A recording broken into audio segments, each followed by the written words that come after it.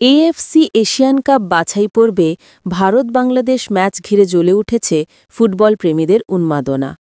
Ticket বিক্রি থেকেই ম্যাচের উত্তাপ যেন আগে থেকেই টের পাওয়া যাচ্ছিল।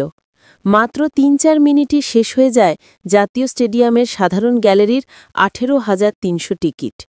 মাঠের লড়াইয়ের আগে আলোচনার ঝড় বইছে ফুটবলাঙ্গনে। এই উত্তাপ অনুভব করছেন বাংলাদেশ দলের কোচ হাভিয়ের কাবরেরাও। ম্যাচ পূর্ব সংবাদ সম্মেলনে তিনি বলেন, এ ধরনের ডার্বি ম্যাচে আবেগের গুরুত্ব অনেক, আর সেই আবেগই দলের বড় প্রেরণা। কাবরেরা বলেন, আমি মনে করি এই ম্যাচে অনেক আবেগ জড়িত। ডার্বির আবহাওয়াটা সবার জন্যই বিশেষ। দলের আবেগ কিভাবে নিয়ন্ত্রণ করব সেটাই আসল।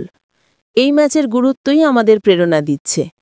আগামীকাল রাত ৮টায় জাতীয় স্টেডিয়ামে মুখোমুখি হবে দক্ষিণ এশিয়ার এই দুই চিরপ্রতিদ্বন্দ্বী।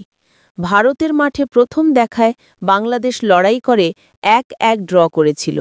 এবার ঘরের মাঠে জয় পাওয়ার ব্যাপারে আশাবাদী কাবরেরা। তার ভাষায়, আমাদের সামর্থ্য আছে। আমরা আগের যে কোনো সময়ের চেয়ে শক্তিশালী। ভারতের বিপক্ষে জেতার সুযোগটা নিতে হবে। আমরা খুবই আত্মবিশ্বাসী কাল ৩ পয়েন্ট অর্জন করতে পারব। ধন্যবাদ।